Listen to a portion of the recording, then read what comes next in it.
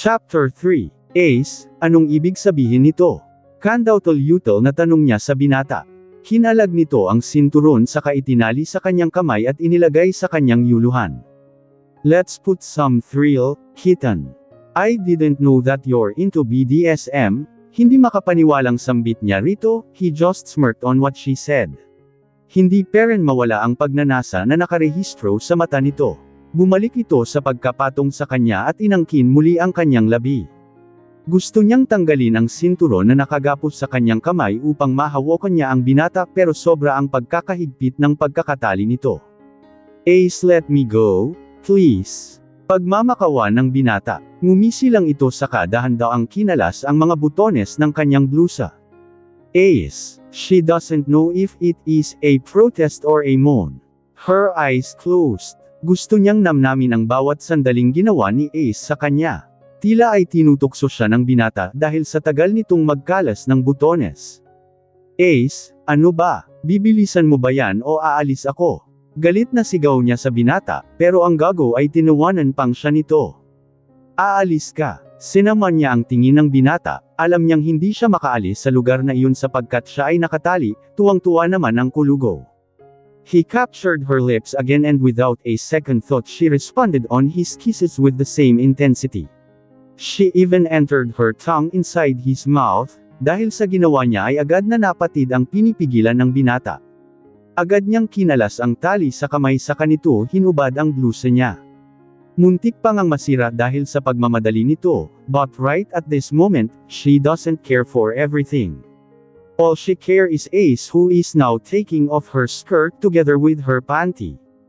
Agad na pinamulahan ng mukha ang dalaga ng hubot-hubad na siya nakaharap ang binata. Otomatikong tinakpan niya ang pribadong parte gamit ang kanyang kamay, mabuti na lamang at tinanggal ang tali ng binata. She heard him groan, she chuckled. Tila isang papel kung makahawi sa kanyang kamay na nagkotikip sa kanyang dibdib. Ace. Her eyes closed in an instant. A moan escaped in her lips as his mouth attacked her boob. But suddenly, someone knocked. Lahat ng maliliit na batong sumasalabong sa kanyang paa ay sinisipa niya. Pahamak talaga ang lalaking yun, buti na lang talaga't may dumating. Baka magang-magana ang pecs ko ngayon, bulong niya sa sarili. Tuwing naalala niya ang nangyari kanina ay agad siyang pamulahan ng pisngi, abot-abot ang kabang naramdaman. Agad niyang natulak si Ace at dali-daling nagbihis, padabog pang ang binuksan ni Ace, ang pinto para puntahan kung sino ang kumatok. Yun pala ay magtatanong lang kung saan ang principles of vice. Sa mukha ni Ace kanina ay tila gustong-gusto nitong sapakin ang matanda. Napatawa na lang siya nang maalala niya ang reaksyon nito, bitin na bitin. Napaangat siya ng tingin ng may tumigil na dalawang pares ng paa sa kanyang harapan. Pijol-pijol niyang pagtaasan ng isang kilay ang dalawang ipokritang kaharap niya. Well, like wishing well. Tingnan mo nga naman kung sino ang nasa harap natin. Ang dakilang assumer na nagpapansin kay Ace, pinigil niyang paikutan ng mata si Charlene. Lumabas na talaga ang tunay na kulay. OMG, like oh my gosh. Is it true? I didn't know na you are so landi. Look at your mukha, so inosente, not bagay on your ugali. Napangiwi siya sa pagiging kanyo nito. Napaka-GG. Kaharap niya ngayon si Vinnie at si Charlene. Hindi siya yumuko pero hindi siya nagsalita. Ayaw niya ng gulo, o mas tamang sabihin ayaw niyang paalalin pa ang gulo. Oh, you're so tahimik. Feeling guilty. No response. Bahagya pa siyang napaiktad ng naramdaman niya na may umakbay sa kanya. Nilenggan niya ito, hindi niya inaasahan na darating ito sa mga oras na yon. May problema ba tayo dito?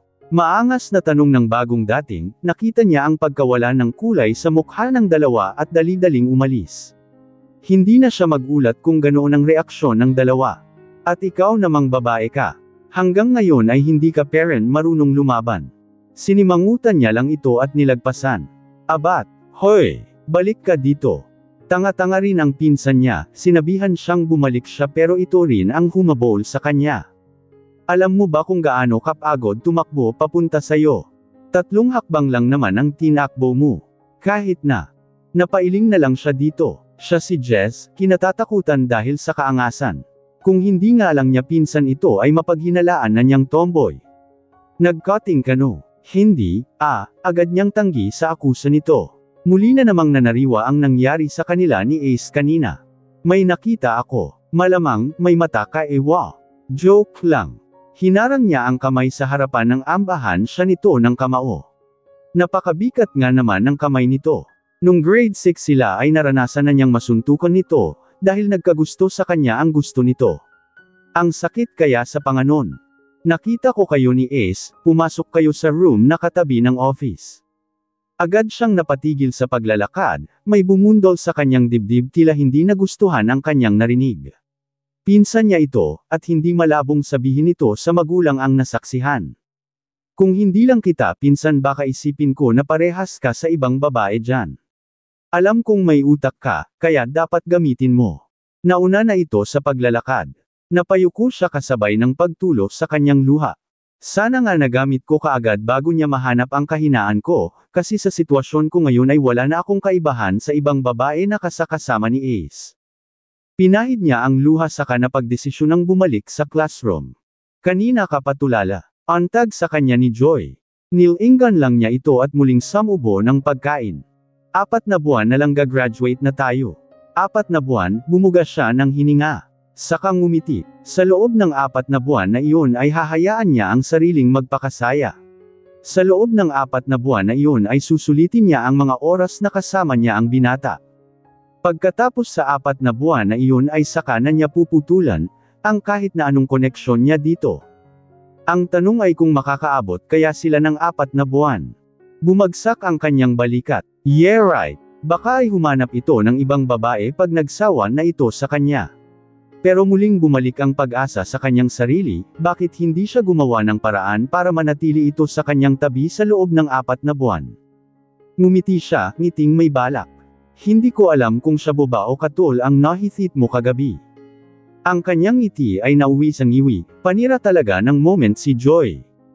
Pag pinapatagal mas masakit ang katapusan. Napagbuntong hininga siya nang may nabasa siyang post sa Facebook. Bakit nga ba gusto niyang manatili sa tabi ng binata? Ni wala naman silang relasyon.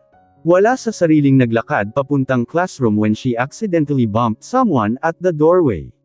Parehas silang nagulat dalawa, walang nakakilos marahil sa gulat. Konting galaw ay mahahalikan nito ang lalaki. Agad siyang dumistansya dito at tumawa. Sorry. Hindyang paumanhin niya sa binata, pati ito ay natawa. Tumawa na lang rin siya pero pasimpleng napawi, ang tawa nang makita niya sa gilid ng kanyang mata, si Ace. Bahagya siyang napalunok at tinutok ang atensyon sa kaklase niyang si Kair. Sorry rin, medyo wala rin ako sa sarili.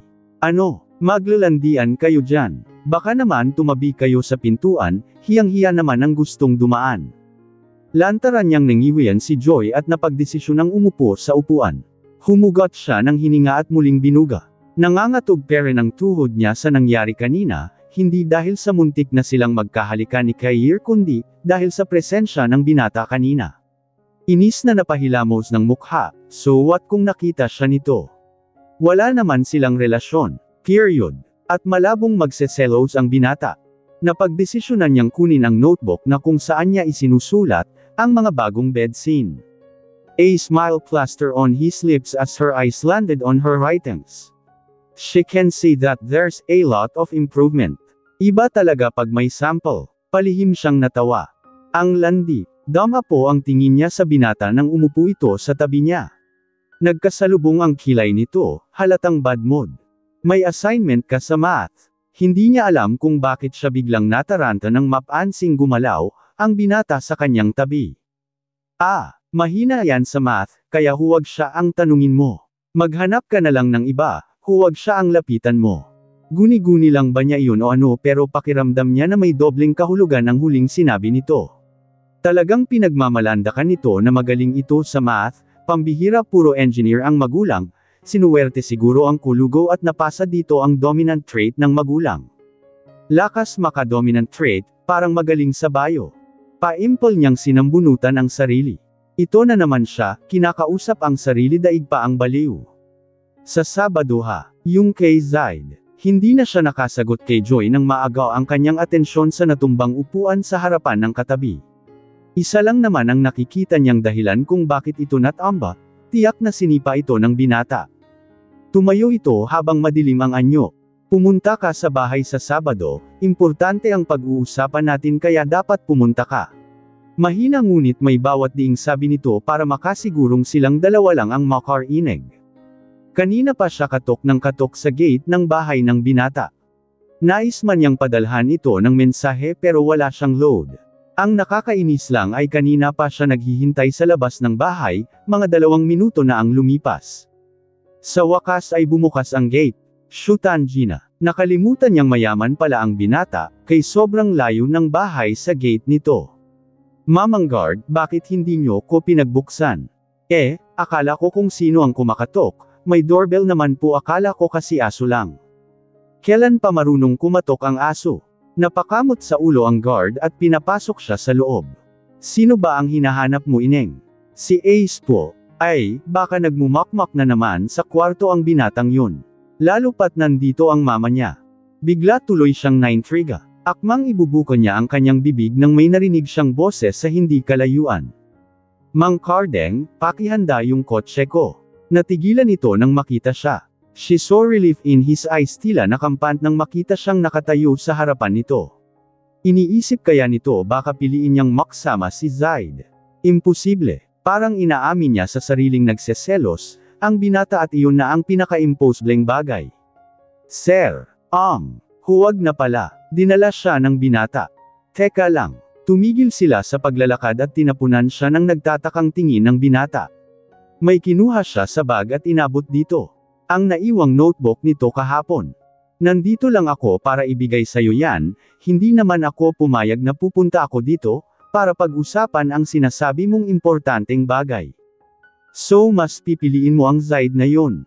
Galit ba ito o nagseselos? Nais man niyang sabihin na nagseselos ito pero ayaw naman niyang umasa. Baka mapangasan lang ang ego nito kung iniisip nitong makipagkita siya sa ibang lalaki, lalo pat hindi nito alam na pinsan niya si Zaid.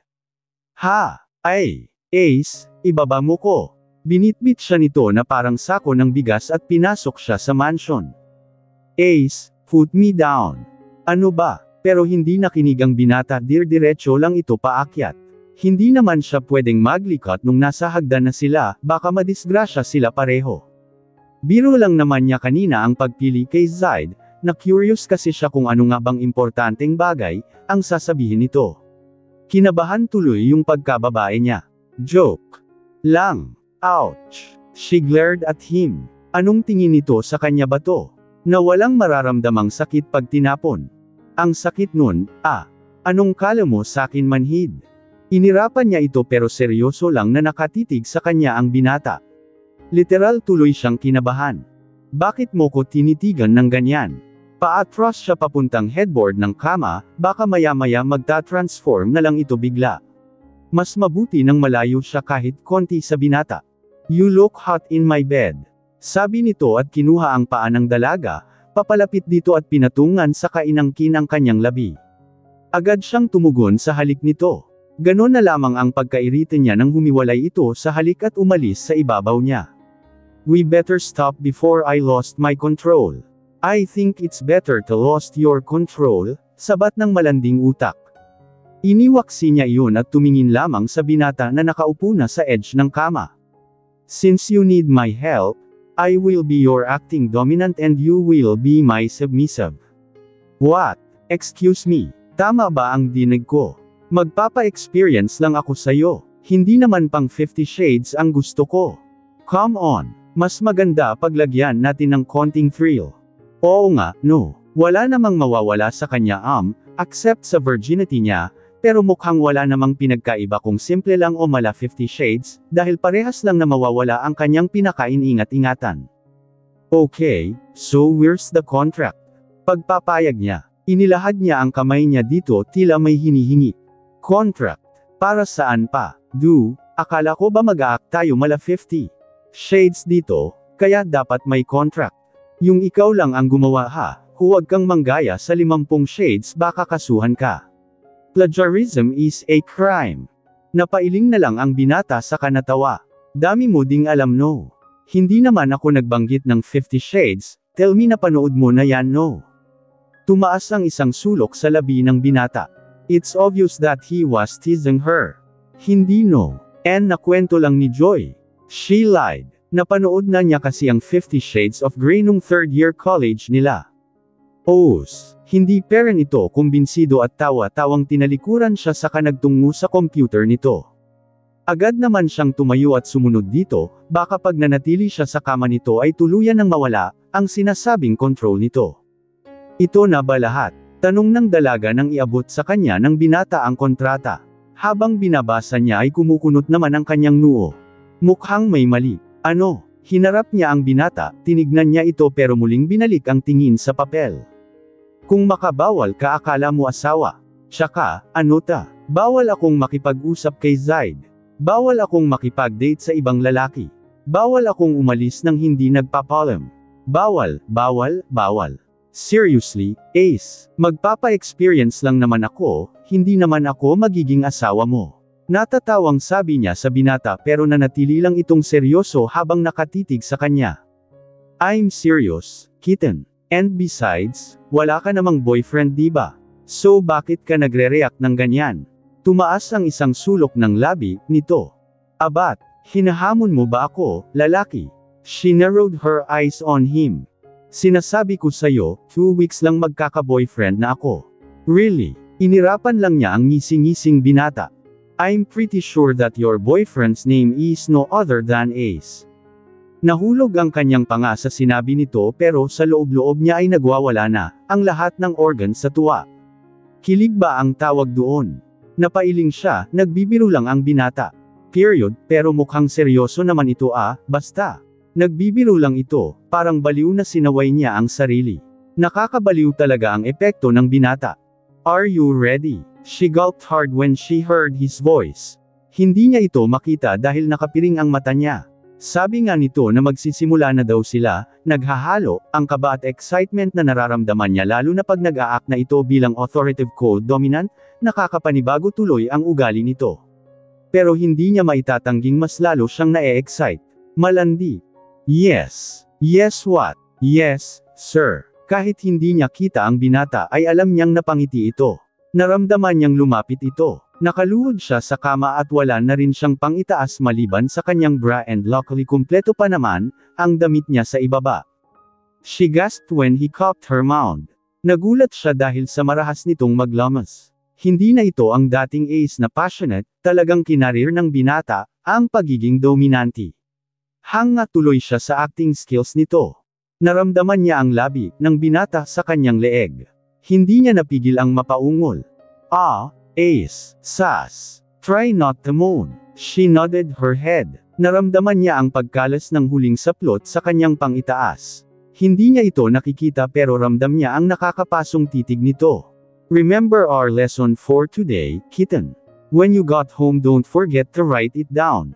Yes, sir. She immediately answered, impatiently waiting for his next move. Good. You may now go. What? Tinanggal niya ang pirang sa mata at hindi makapaniwalang nakatitig sa binata pero ngisi-ngisi lang ang gago. Hinubad habaran mo pa ako tapos bibitinan mo rin naman. Inis na sabi niya sa binata. Pero tinuwanan lang siya nito and suddenly he touched her face. So you're craving for me, now? Hindi niya pinansin ang tanong nito. Bagkus, doon niya ibinuhos ang atensyon sa palad nito na bahagyang humahaplos sa kanyang pisngi. It felt strange, sa binata lang niya naramdaman iyon. Answer me, kitten. Mas lalong nawala ang atensyon niya dito nang bumaba, ang kamay nito papunta sa kanyang dibdib. Napapikit siya sa matinding sensasyon na iginagawad ng binata. She slightly gasped when he pinched her right nipple. Ace, answer me. He caressed her boob like he owned it. Napaungol siya sa ginawang iyon ng binata na siyang dahilan kung bakit napatid ang kaninang pinipigilang emosyon. Agad siyang itinulak ng binata na siyang dahilan kung bakit siya napahiga. Agad naman siyang kinaibabawan nito at mapusok na hinalikan. She was about to remove his shirt when someone knocked. Bitin, damn that old woman. Inis na saad ng binata at kinuha ang t-shirt niya at sinuot sa kanya. Minsan naisip niya tuloy na kulamin ang gumawa ng pinto o di kaya ay give in, ang pinto kung saan sila magma-makeout ni Ace, dahil palagi na lang silang pinuputol ng katok. Pero hindi man lang niya naisip na baka makita sila sa labas kung walang pinto. Baliw na talaga siya. Baliw dahil kinakausap niya ang sarili. Agad niyang kinuha ang damit at pumunta ng banyo. Nagtago siya doon pero ang tenga niya ay nakadikit sa pinto ng banyo. What? Narinig niyang sigaw ni Ace. Manang saw you that you were carrying a girl. Is she your girlfriend? Narinig niyang boses ng isang babae. Baka mommy ni Ace. Pero bakit galit ang binata sa ina nito? Mind your own business, mom. Okay, maghihintay na lang ako kung kailan mo siya ipakilala. Maybe, she's one of your girlfriends. Sino ba sa kanila? Cheska, Colria, Beatrice, Hera, Jan. Lumaki ang butas sa kanyang ilong. Ang daming babae. Certified playboy. Shut up. Just go away. Narinig niya ang pagsara ng pinto. Maya-maya pa ay nakarinig siya ng katok sa pinto ng banyo at lumabas na siya. Mommy mo, are you eavesdropping? Nanlaki ang mata niya sabay iling. Hindi, defensive. Inakbayan siya ng binata papuntang kama saka siya tinulak. Napalunok siya dahil agad itong pumaibabaw sa kanya. Shims, ito na ba? Don't mind her. Tumango siya. Bumaba ang labi ng binata papunta sa kanyang noo. Tila pinapahiwatig nito na nirerespeto siya ng binata. She can feel her cheeks burning. Are you going to take me now? No. She can feel a hint of disappointment in her chest. Ay, malandi. Dapat ngang ipagpasalamat niya, dahil nakasurvive ang kanyang V-card, bulong ng kanyang konserbatibong utak. Pero sayang, nandun na eh. Kung hindi pa kumatok ang mama ni Ace baka parehas na silang umuungol ngayon, kontra naman ang kanyang malanding utak, here we go again, she's talking with herself like a crazy. Nahiya tuloy ang mga baliw sa mental. Hindi ko gustong mabigla ka. We're just starting, so be patient kitten. Pinatakan siya ng halik sa labi pero siya ay nanatili lang nakatitig sa binata. She can't explain her feelings. Tila gustong sumabog ng kanyang dibdib. Pati organs niya nagwawala na. But one thing for sure. Crush niya ang binata. For the first time, nagka-interes siya sa isang lalaki. Hallelujah. Come. Ihahatid na kita. Inabot niya ang kamay na inilahad ng binata at sabay silang lumabas ng may kanya-kanyang ngiti sa labi.